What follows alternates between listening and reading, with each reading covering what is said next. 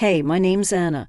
My life's kind of been one for the books, and by that, I mean it's like ripping off a Band-Aid. Quick, kind of painful, and mostly forgettable. If you've got a minute or two, pull up a chair.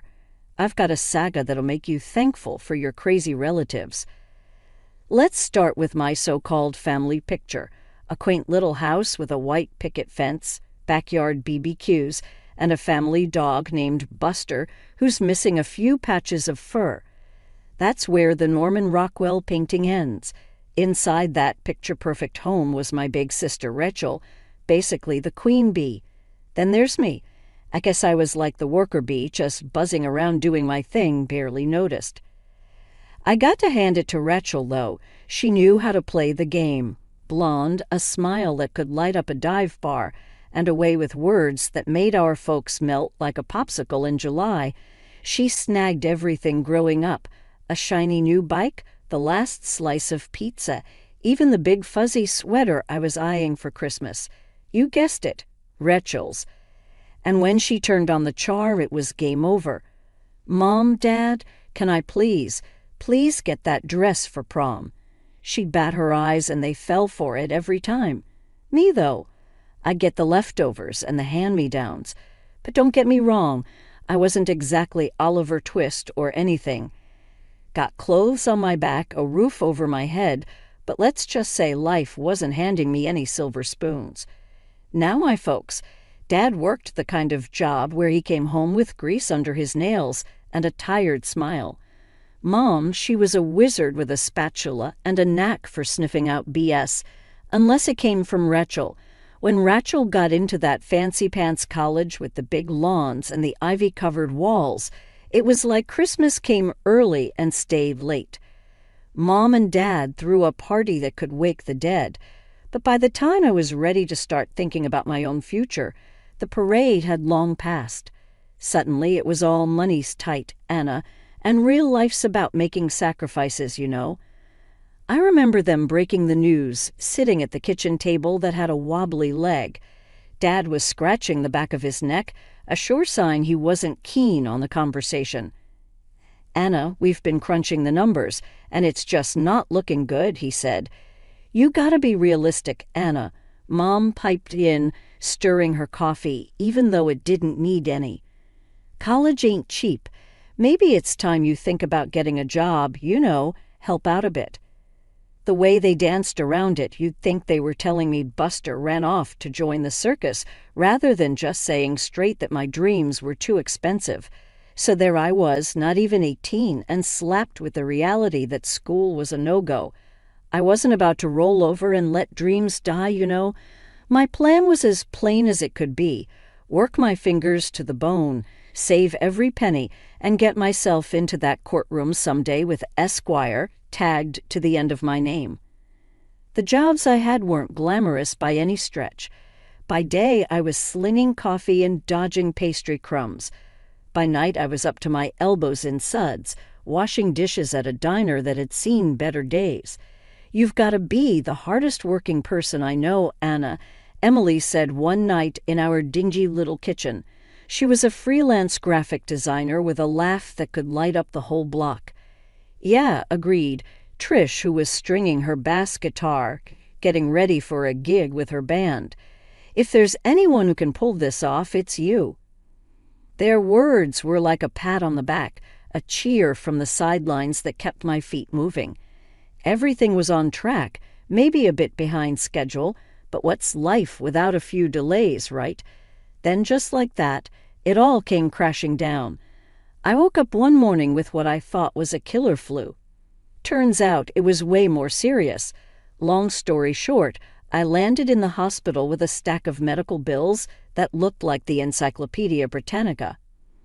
Miss Anna, your insurance covered some of it, but the lady at the billing department had a voice that sounded like she was always about to deliver bad news, which she did. You still owe quite a bit, she said, pushing a bill across the desk that made my heart sink into my sneakers.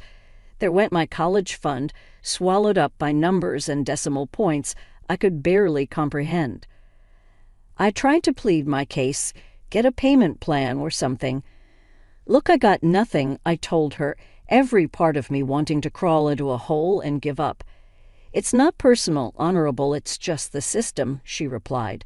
But it sure felt personal to me. Back at our apartment, the atmosphere was as stale as the pizza we left out overnight. "There go the textbooks," I muttered, flipping through the pages of legal definitions I still hadn't memorized. We sat there, 3 dreams deferred, wrapped up in the brutal honesty of our cramped living space. What next?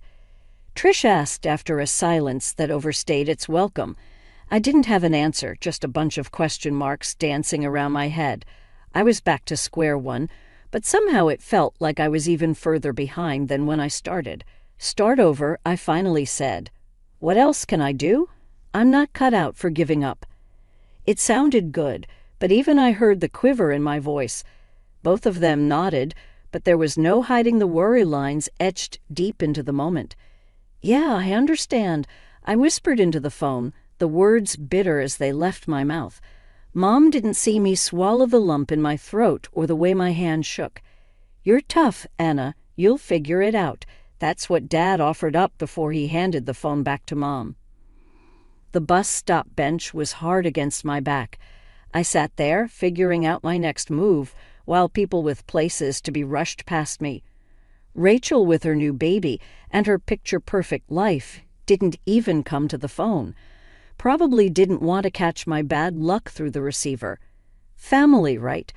The guy waiting next to me snorted, catching the tail end of my phone call. He was wearing a jacket that had seen better winters and a 5 o'clock shadow sitting at 8. "Yeah, family," I echoed, not really in the mood to chat. But there was a solace in talking to a stranger. "Hey, don't let it beat you. You look like you've got fight in you," he said, crinkling the paper bag in his hand. I managed a half smile.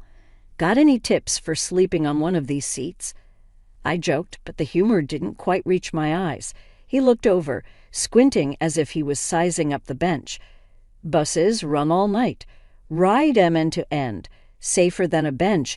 His words hung in the air as my phone buzzed with a low battery warning.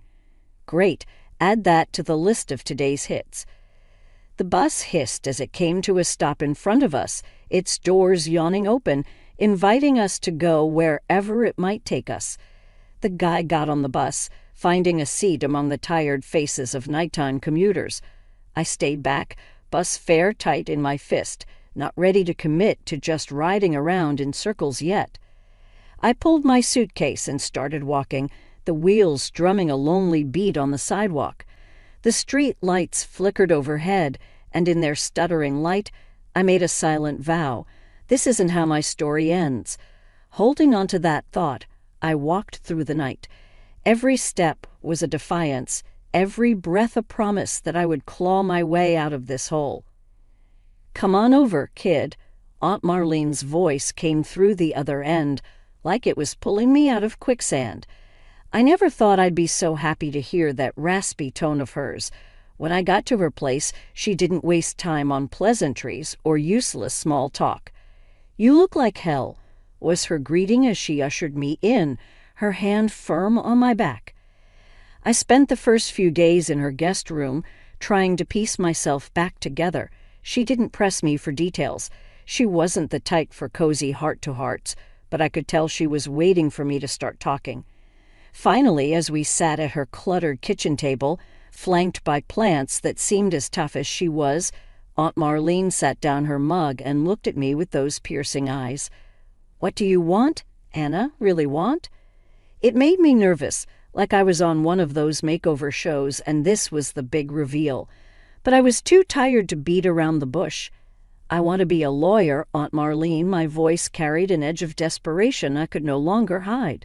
She nodded as if she already knew it.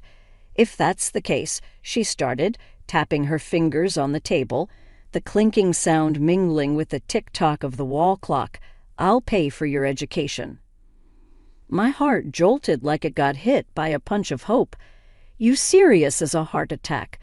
But she raised her finger, slicing the air with her condition. "You keep your grades up.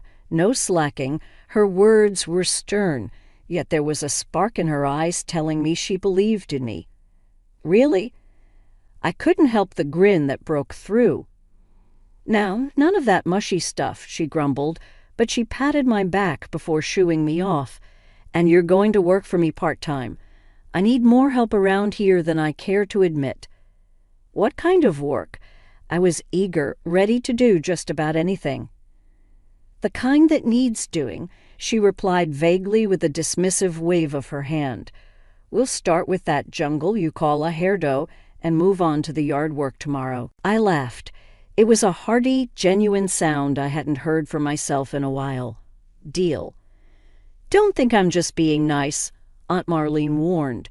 You fall off, get lazy, and the deal's off. I won't happen. I shook my head, the seriousness settling back in. Good. Now help me with these damn plants. They've got a better social life than I do. I spent the rest of the day covered in soil, pruning and watering, but the dirt never felt so good on my hands. Aunt Marlene made me work for every penny. She was offering, but that was okay. The college days weren't a walk in the park. Aunt Marlene hooked me up big time, but the balance between the books and bills was like juggling knives. Drop one, and it could cut deep. I'd blink open in the mornings after cramming civil procedure with my alarm buzzing like a bee in a jar, books spread across the desk like a buffet I didn't want to dig into. When my stomach grumbled, reminding me I was a human who needed fuel, I'd make a run to the nearest food joint on campus. Regular Lily, who manned the counter, would ask with a knowing look as I approached, "Make it a double long night ahead." "You're going to burn out if you keep it like this," she'd say. "Can't burn out when you're on fire." I'd quip, even though I felt more like kindling than a blaze. Nights turned into a blur of flashcards and frayed nerves. Whenever my phone buzzed, it was either a reminder for an unpaid bill or a message from Aunt Marlene asking how my day went. I always told her better than it actually was. Then things changed overnight. Aunt Marlene got real sick, life-taking sick. I squeezed her hand more times than I could count in that too-quiet hospital room. I couldn't say much. What do you say when the person who's your rock is crumbling? So who's going to yell at me for eating cookies in bed when you're gone? I tried to joke in one of those visits, struggling to keep it light. You better not, she'd rasp, voice a whisper, crumbs everywhere. We never talked about the money. It was like a silent agreement, the elephant in the room wearing a tutu nobody wanted to comment on. After she passed, I sat in that stiff lawyer's office more nervous than I ever was for any exam. When the lawyer, a stiff man with a comb-over and glasses, sliding down his nose, said, "She's left you the house, Anna," it was like Aunt Marlene was still looking out for me. She what? I blinked, gears in my head grinding to a halt. The house and a considerable amount for your student debts. The rest, well, it's for you to figure out. Marlene was clear about making your own way, he explained. Despite the knot in my throat, I asked, did she say anything else? Just that she believed in you, he adjusted his glasses, and that she'd haunt you if you gave up. I laughed through the tears. That was Aunt Marlene all right. Leaving the office that day, I felt heavier and lighter at the same time. She gave me a legacy, not just in bricks and mortar, but in the belief that I could finish this last lap without her. I was neck-deep in prep for the next big exam when I heard the knock. 3 sharp raps, the kind that tell you this ain't going to be a friendly how do you do. Pushing open the front door of Aunt Marlene's, my house, there they stood, Mom, Dad, Rachel, and her husband Dave, like some grim reunion. Rachel wasted no time, her eyes hungry like she was window shopping. "Anna, look at us all together again in this huge place, like a twisted sitcom, ain't it?" I drawled, leaning against the doorframe. Dad started in that tone, the kind that said, "Sit down, shut up. We've been talking. This house should be for Rachel. She's got kids, a family," he said. I raised my brows, incredulity playing on my face. No kidding, sarcasm heavy as an anchor. Wrong house for that chat, then. Mom's lips tightened, a sure sign she was ramping up to a guilt trip. You'll understand when you have your own family, this is just practical. I must have missed the part where practical meant kicking me out of my own home. I shot back, crossing my arms. Rachel chimed in, batting her eyelashes at me, then eyeing Dave for support, who just shrugged like he always did when she was shopping for a yes man. Sweetie, this house is wasted on you. We could give it life, laughter, children running around, and what turned Aunt Marlene's parlor into a romper room. The idea felt like acid on my tongue. There's no need to be rude, Dave mumbled, finally finding words right because showing up to claim my house is peak civility. I snapped, "You're being selfish, Anna," Dad grunted, convinced of his own righteousness. My laughter was bitter. Selfish after years of keeping her in your thoughts during birthday cards. Convenient memory you got there. They shuffled, uneasy. This ain't how they imagined their gold digging would go. Anna Mom softened her voice, the final play voice. Think of the family. I matched her tone. I see now I am the part of the family that actually gave a damn. A standoff, silence settled between us, the kind that's heavy and feels like it's stuffed with cotton. Rachel broke it predictably. You can be such a... Don't, I warned. Just leave, all of you. As they filed out the same door they came in, burdened by their disbelief and entitlement. Dad turned to me. You'll regret this. I stood tall, looking him square in the eye. The only thing I'll regret is not changing the lock sooner. The door shut behind them, and the silence was mine again. This unwelcome throwback was closed, inheritance or not. I was keeping Aunt Marlene's legacy, not auctioning it off to the highest bidder in my bloodline. I was beat, the kind of tired that sticks to your bones. Pulling into the driveway after a double shift at the law firm could do that to a person. All I wanted was a hot shower in my bed. As I jammed my key into the lock, it just ground against metal, not budging. What the? I muttered, fiddling with the key. That's when the door swung open. Rachel stood there, little Mia on her hip, and a cocky tilt to her lips. Changed the locks, Anna. Surprise. My eyebrows shot up. Like hell you did this, is my house? Not anymore, she said, bouncing Mia, who seemed blissfully unaware of the adult drama. Anger bubbled up, hot and volatile. Watch me, I shot back, already dialing. You're bluffing, with the dispatcher on the line. Rachel's confidence slipped another notch. Yes, my sisters illegally entered and changed the locks on my house. I explained loudly into the phone. Dad's truck pulled into the driveway just as I hung up. Him and Mom got out. Tag-teaming like this was some sort of intervention. Hannah, be reasonable, Mom started, her eyes moist as if she were in a soap opera. I'm past reasonable, I said, not bothering to hide the edge in my voice. Dave stepped up to me, a good foot taller, trying to look menacing. Come on, Anna, he said, voice low. Don't make a scene. I held up my phone with the recording button clearly on. Say that again, Dave, for the camera.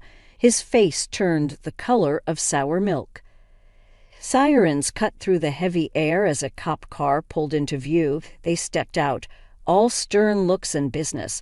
What seems to be the problem here? One officer asked. Their bravado crumbled like stale bread. Dad's voice lost a few decibels. It's a misunderstanding, officers. Family matter. Stealing my home's a bit more than a family matter, I said, crossing my arms. The officers looked between us, taking in the scene. They were good at this, shifting gears as the situation unfolded. All right, let's start with some ID, and we'll go from there, one of them said, pulling out a notepad. Reluctantly, Rachel handed Mia to Mom and dug into her purse. The legal tango had begun. They asked questions, we gave answers. Dad and Mom put on a show, but the deed to the house was in my name, signed and sealed by Aunt Marlene's will. Can you prove you live here, ma'am? The officer asked me. better. "I can prove I own it," I said, reaching for my briefcase in the car. The sight of Aunt Marlene's will felt like the first deep breath I'd taken since stepping out of that damn car. The officers read it, their eyebrows lifting and dipping as they took in the legalese. "Seems clear to us," the officer said, folding the papers back into the briefcase. "I suggest you hand over a set of keys to Miss here. Otherwise, we will have to proceed with charges for breaking and entering an unlawful eviction." Like pulling teeth, Rachel gave up a set of keys. Mom and Dad hushed up quick, and Dave, well, he looked like he wanted the ground to swallow him whole. The cops escorted them off the property. Mom shot me a look like I'd kicked her kitten, but the law was the law. No room for soap stories. The door closed behind me with a click, like the final word in an argument. I leaned against it, the rush of adrenaline making my hands shake. Exhausted, I sludged into the kitchen to make a much-needed cup of coffee. As the kettle boiled, I thought about what my next move should be. The hefty click of the final lock snapping into place felt like the end of a long bad joke. My house, now a fortress, needed just one more thing to be perfect. "Maybe I'll get a big nasty dog," I muttered to nobody in particular. I wasn't much of a pet person, but the thought of some drooling monster that could scare off any would-be family intrusions brought a smirk to my face. Weeks passed by. The silence from my family's end was louder than any shouting match we'd ever had. No calls, not even a lousy text. Sometimes, deep in the night when the work was done and the quiet was too much, I'd find myself on Rachel's social media page. She had a knack for the dramatic, photos of the kids all sad eyes and pouty lips, captions nipping at my conscience. "Little Timmy sure wishes he had a yard to play in, and Mia's 3rd birthday without Auntie Anna." I chuckle every time. Did she think I had amnesia? That I'd forget why I stood my ground and take pity? I remembered the days when I begged for money to pay for my studies, and all I got were fancy speeches about responsibility and tough love. I can still feel the cold slamming of the door when I was broke and covering, and they told me they had no room, the way my own bedrock, my foundation, crumbled to dust beneath me. Now my new life was my making, my dues paid in full, my battles fought with no one in my corner.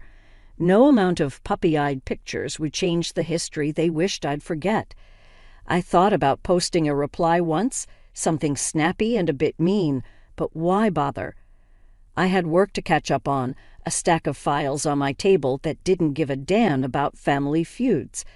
I had clients who depended on me, and that was the reality I chose to engage with.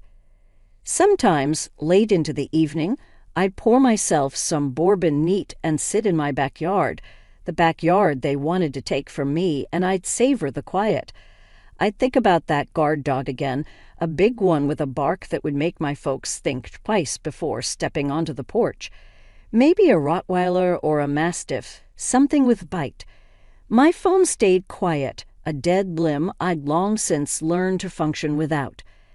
And when I'd finally hit the sack, I'd sleep the sleep of the just or the wicked. I didn't care which, no ghosts of guilt to disturb my rest, no restless wondering about what-ifs, just the peace of knowing that from the 4 walls around me to the roof over my head, it was all mine through and through. The last thing I remember every night was the faint idea of getting that dog. Maybe I would, maybe I wouldn't, but the choice was mine, and that was good enough for me.